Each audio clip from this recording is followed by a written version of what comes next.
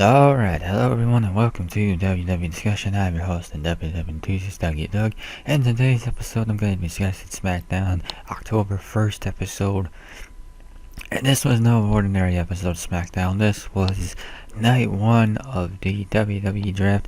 And I'll be honest, I wish the WWE Draft had a bit more of a set formula. Just the idea of champions being added to the pool, in a way, some of it's kind of unnecessary. Like, I feel like a Raw Women's Champion, the SmackDown Women's Champion should be excluded from the pool. The Raw Tag Team Champions, the SmackDown Tag Team Champions should be excluded from the pool. They should just remain on their respective brands. But it did create a moment. The draft did kind of shake things up, as is the intention. And with that, we'll go ahead and discuss the episode of SmackDown first, and then we'll break down the draft picks. So starting off with, the show starts off with the first picks, and then Roman followed by Roman Reigns. And this was a good way to start the show. From the draft picks, which shook things up right away by swapping two women, and Flair and Belair, swapping those two right there, having Flair go to SmackDown and Belair go to Raw. Definitely some huge picks right there. From there, following those picks, you had Reigns' entrance, followed by a Lesnar stare down, and the physicality that followed that. And this is a reminder that WWE can do explosive, interesting, and engaging television when it wants to.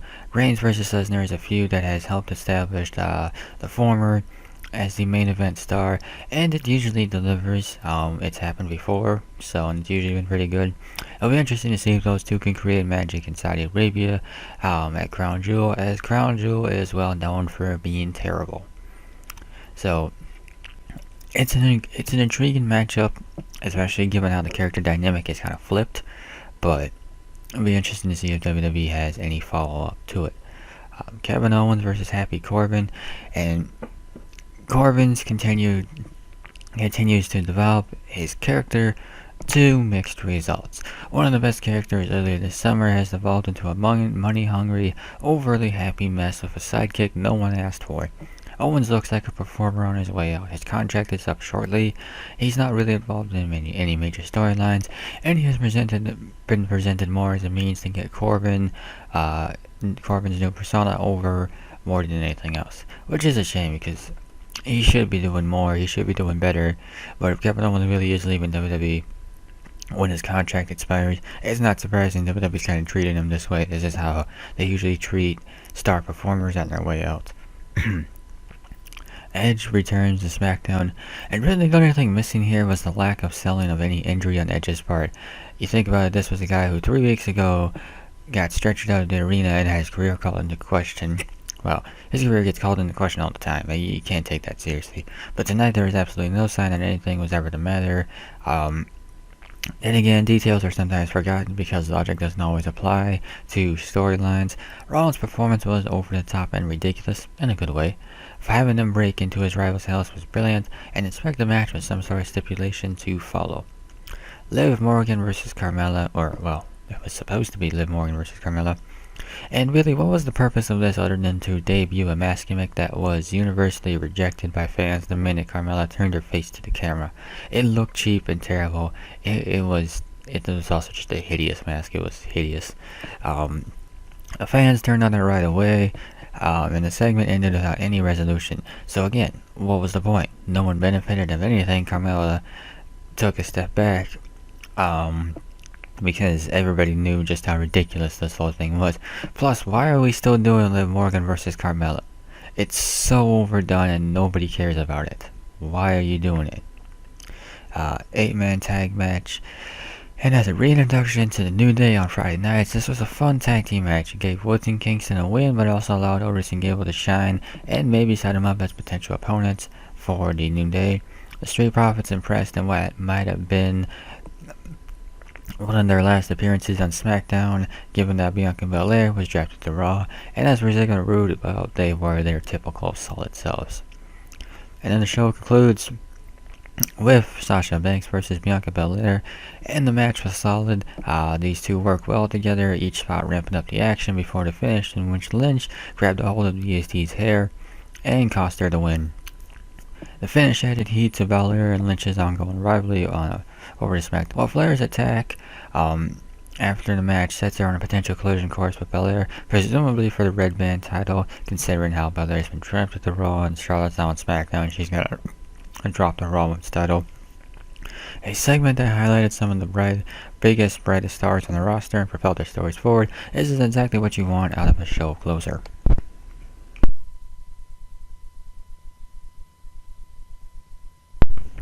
Okay, so main takeaways from the show here. You had yet another match between Corbin and Kevin Owens, and like the feud between Carmella and Morgan, it's been going nowhere since its inception, and hopefully, like Carmella versus Morgan, one of them just gets drafted, because I feel like that's the only way this feud ends, is one of them gets drafted to another brand and brings us to a merciful end.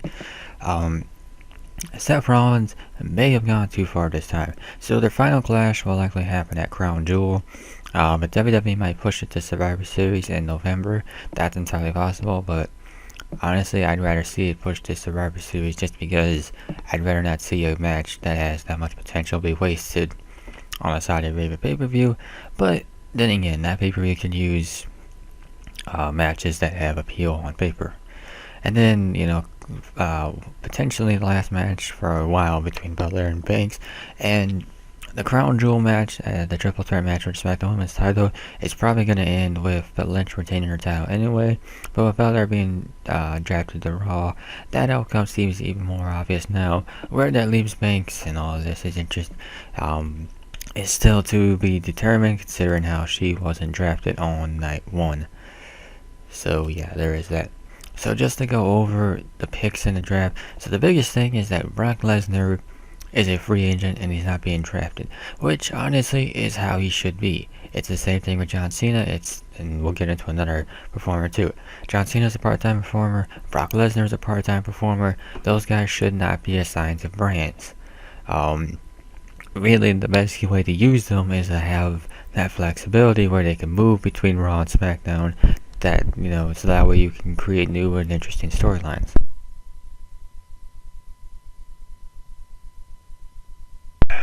So, starting off with the show, one thing I would always like to see is champions being pulled. Just actually, as I said earlier in the show, just not just brand specific titles, but also just all champions have like a decision being made, like, okay, the WWE title stays on Raw and the Universal title stays on SmackDown, so Big E's out of the pool, and Roman Reigns is out of the pool, that sort of thing. Because it feels like with the first couple picks, SmackDown taking Roman Reigns and Raw taking Big E, those are no-brainers, and that's also just wasted picks. Like I said, that's a decision that should have been made before the draft, so we're not wasting picks on guys who obviously aren't going anywhere. But nonetheless, though, it's a nice little confirmation, though, that they're still staying put. As for Charlotte Flair, this one was the biggest surprise and the most confusing. She's the Raw Women's Champion. If she had dropped the title, it would have been fine. It would have made sense. But now you put yourself in a situation where she's got to drop the title. And this is the biggest problem with a lot of WWE, with a lot of what WWE does, is that they know how to kill the suspense to their own matches. So the next time Charlotte Flair defends the title, nobody's going to think she's going to retain it. And there's no way for WWE to sell it in a way that makes it seem like she's going to retain. There's just no way to do it. Everybody's going to think she's going to drop the title, because why would you have the Raw Women's title on SmackDown? And you're not going to do a title swap, because you could do a title swap, but why would you do that? And with Bianca Belair being trapped with the Raw, it just seems even more obvious that Belair's going to lose at Crown Jewel, so the whole point of announcing that match and then having the draft, it just makes no sense. And yeah, but it sets up Belair to basically be the next Raw Women's Champion. That's all it really does.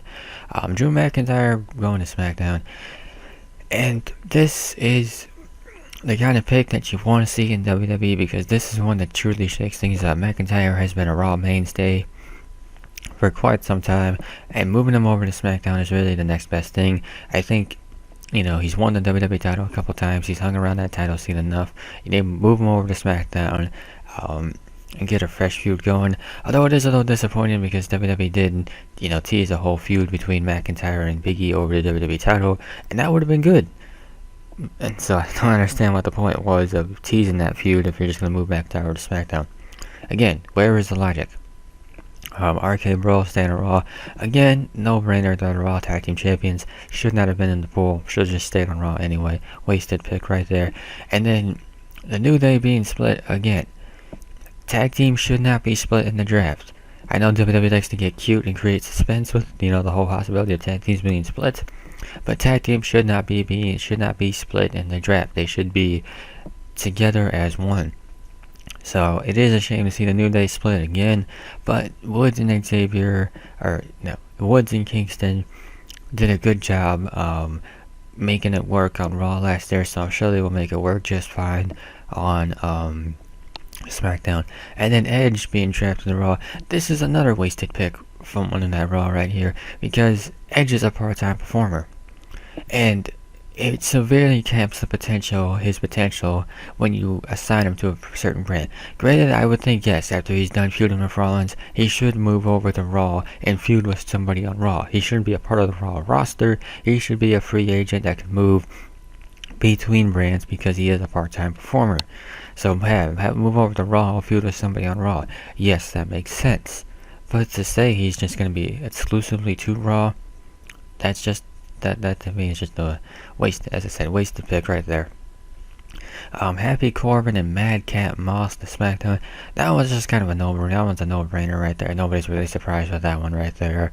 Although really to be honest though, Happy Corbin and Madcap Moss, those characters are just a mess right now. Rhea Ripley and Nikki ASH to Raw. Not surprising that they stayed there either. Still a good pick though to keep those two on Raw. And then Hit Row on SmackDown, and really just a good, WWE talked about NXT being involved in the draft, and I'd say SmackDown nailed it with Hit Row right there. Although that does kill suspense for Isaiah Swerve's next title defense. He's a NXT North American champion, and the next time he defends the title, he's going to drop it. So, way to kill suspense on his next title defense, but also good for Hit Row. Although I sincerely hope that they don't try to push B-Fab too early, because she's still inexperienced compared to the rest of the group, but give her some time to grow, and I think she'll be just fine. And really, I just want to see Hit Row feud with the Bloodline. You have factions. Do faction warfare. What is the point of having factions if you don't do faction warfare? Hit Row's got a feud with the Bloodline if you're going to be on SmackDown. And then Keith Bearcat Lee stays on Raw. Not surprising. But hopefully, though, with the new nickname Bearcat, we actually get something going for him. Naomi stays on SmackDown. Not surprising either. And I think that's also a giveaway that the Usos are going to stay on SmackDown as well. Rey and Dominic Mysterio moving to Raw. That was a necessary pick right there. They've been on SmackDown for quite some time, and I think really it's best for the two of them to move forward to Monday Night Raw, start anew. Jeff Hardy goes to SmackDown. Another good pick for SmackDown here. Hardy's been kind of a mainstay on Raw for quite some time, so moving over to SmackDown really does shake things up, and gives Hardy a chance to have a feud with Reigns and feud with anybody else actually. So it's another good pick for SmackDown right there. And then Austin Theory, goes to Monday Night Raw. Good pick for Raw here, although it is a shame seeing Theory being separated from the way. He really did have a good, he had a good thing going with him. But it'll be interesting to see if his second foray, or his second time being on Raw, this time as a singles competitor, see how the results vary right there and how much WWE actually commits to him. Same thing for Hit Row too. It's one thing to bring these teams up from NXT, or bring these competitors up from NXT. It's another thing to actually do something with them. But I would definitely say though that SmackDown, Day 1, Night 1 in the draft. Raw wasted some picks, while SmackDown got some big names like Flair, McIntyre, and Hardy, and the New Day. So, yeah, I would definitely say that SmackDown got the better of Raw on that night. And yeah, we'll be interested to see how Raw responds the next night. And with that, that will conclude this episode of WWE Discussion. If you enjoyed this episode, be sure to hit that like button down below and comment your thoughts on the draft picks made from both brands on night 1 of the draft.